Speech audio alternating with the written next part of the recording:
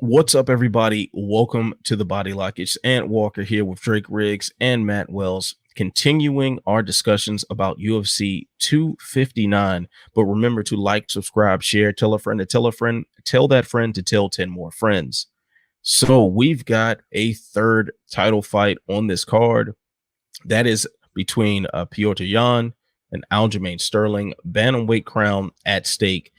Vegas has this one as a fairly even fight right here. They've got Aljamain as the slight underdog, plus 125. Yan as the champion, minus 130. Did they get it right? Is this fight as even as the odds makers are saying? Yeah, I would say that it is. And it always feels weird to potentially, for the champion to be the underdog, which we have seen a couple times. Tyron Woodley comes right to mind, was the underdog against Till and most of the people he fought, right? With an exception of a few. But yeah, this is about right. It's a very close matchup that we have here. And, I think it should play out as such for the most part. You look at Petr Yan, excuse me, the Russian here. Fantastic boxing that the man has. Some argue that he's one of the best boxers in all of MMA. He has looked very good throughout his entire career so far. Only one loss, which he ended up avenging earlier in the ACB. Aljamain Sterling, on the other hand, has been working in the UFC, putting in work since 2014. It's kind of crazy to think he's been around for, that long now, a significant period of time. Was one of the brightest undefeated bantamweight prospects on the come up. Hit a little bit of a rough patch there against Caraway and a Sunsao in split decisions, and then got back on track, but then ran into a knee to Marlon Moraes, the former WSOF king, of course. And now he is rolling. The guy is on a 5-fight winning streak, looking absolutely phenomenal, championship caliber. And I think that this will be his crowning moment. I'm going to say it, get it right out of the way at the beginning. I really like the matchup for him. And just when you look at who they've both been fighting, first of all, level of competition and how things have played out, I lean slightly towards Aljamain Sterling, especially in the UFC and on their latest runs, because in Petr Yan's last, so many fights here, the Aldo, the Faber, and the Rivera fight, those three in particular stand out to me because, yes, all very good wins, more so the Faber and Aldo ones than anything. But Uriah Faber, really, I don't know if that fight should have been made. That was a little bit of a weird one, a little bit of a gimme of sorts.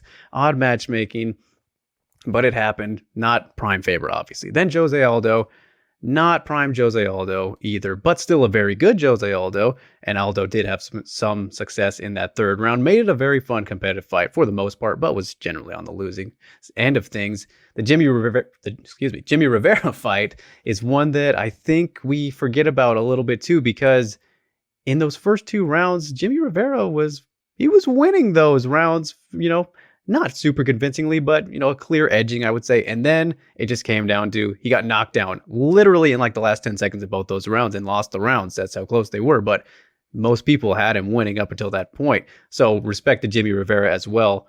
But, I just think that when you look at the runs comparison, you compare Aljamain Sterling, what he's been doing, submitted Corey Sandhagen, who is an absolute monster. And in my own personal rankings, I have Sterling and Sandhagen above Petr Yan because of these opponents that they've been beating. I just like who these guys have been beating more than Petr Yan, and the way that Aljamain Sterling's been doing it. Pedro Munoz, you remember that one was very wild, a domination for the most part, but Sterling was slinging hands on the feet, dropping bombs on Pedro, using his leg kick, mixing up his striking very nicely. A little bit, not what we were accustomed to seeing earlier on from Aljamain, and he's really grown fully as an MMA fighter now, and his wrestling and control game on the ground is top notch at bantamweight. And I think that if he gets a hold of Petr Yan, excuse me, he's going to have his way. And on the feet, I think he's no slouch either. And the fact that he can mix up his game a bit more, at least how he shows it off in his fights, that'll be massive for him. Because if he just goes in there to engage in the striking department, I think he can do very well. And he can win, but it's going to be a lot more difficult because Petr Yan is a savage on the feet. But if he mixes it up, everywhere, tries to take it at the ground, even if he just fakes with takedowns, he's going to be much better off. And overall, I just think he has many more ways to win this fight from what we've seen on this recent stretch. And speaking of stretches, you got a Sulev stretch. You remember that against Cody Stamann. I mean, goodness, the guy he's become very dangerous in all areas. And I think in particular, his striking has not got enough credit because of how well we see him do on the ground. I think that he should be, relatively safe in this matchup for the most part, but of course he needs to not be one-dimensional, which I think he can do. Matt, anything you'd like to add to Drake's very thorough analysis of that matchup? No, that was pretty much spot on. One thing with Aljo, throughout his career, when he came in, he pretty much leaned heavily on that grappling, and his striking really wasn't where it needed to be. And over the years, we've seen him evolve that to where he is a very competent striker, but he's also kept that kind of, for pun intended, that funky style with it, right? It's not a traditional style of striking. He keeps the weird base. He moves around a little unorthodox, and that keeps his opponent guessing. And he also does that to also just create openings for takedowns and getting a hold of his opponents. And as we've seen throughout his career, if he gets a hold of you, it's not a very good thing generally.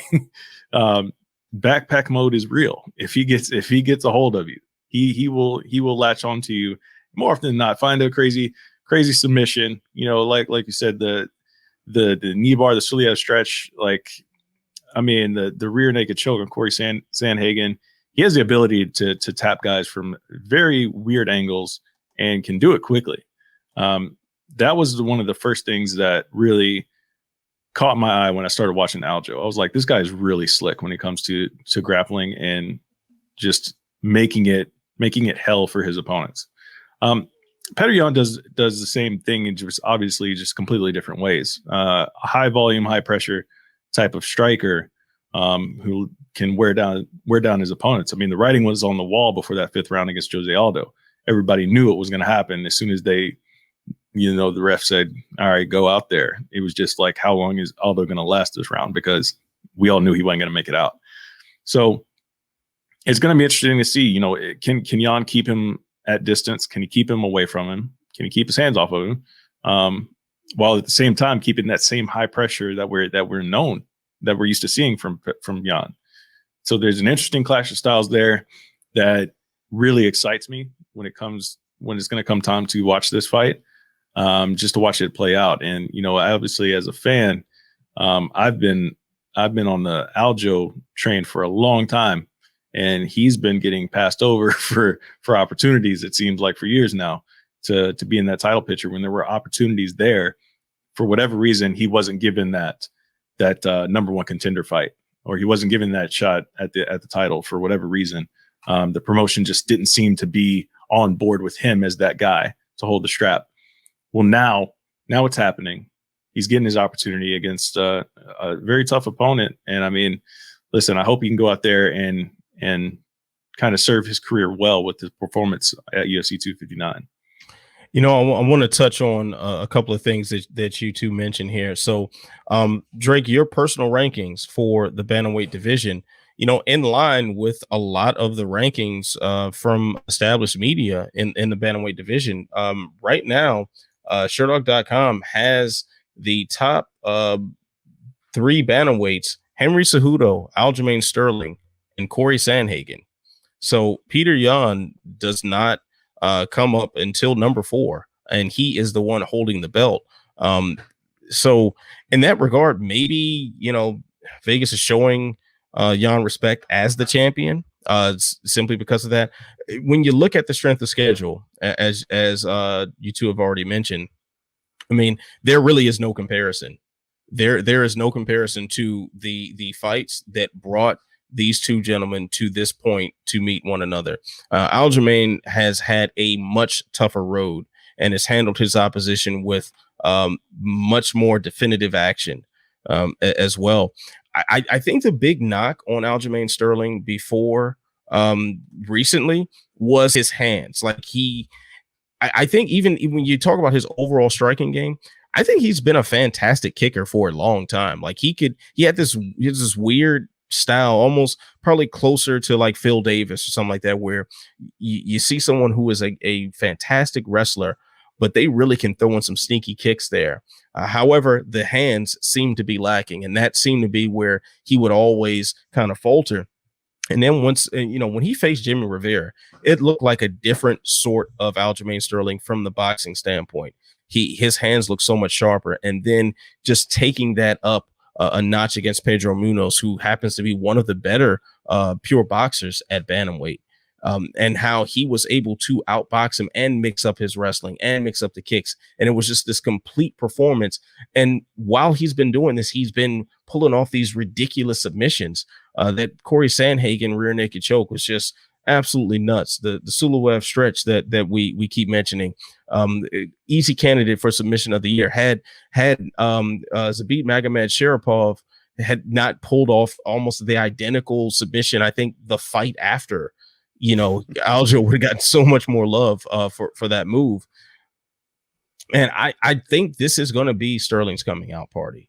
I think this is a fight that he should be able to win, because I don't see where Yan can beat him in any particular area. I think Aljo has shown better boxing lately than Yan has shown. I think maybe Yan has overall more boxing than we can look to, and with a thumbs up. But I think the last several fights, I like Sterling's hands better. I like Sterling's kicks better. He's been just running through guys on the ground and twisting them like pretzels. So his grappling skills just seem to be on another level, and they were already pretty damn good to start with. I think this is his fight to win here. And I think he finishes it as well. Sterling is not the type of guy. He has decision wins on his record, yes, but this version of Sterling is not the guy who is hoping to carry favor with the judges. This version of Sterling is trying to rip something off of you. And I think that version of Sterling gets it done. And I see a late third, early fourth round TKO finish here.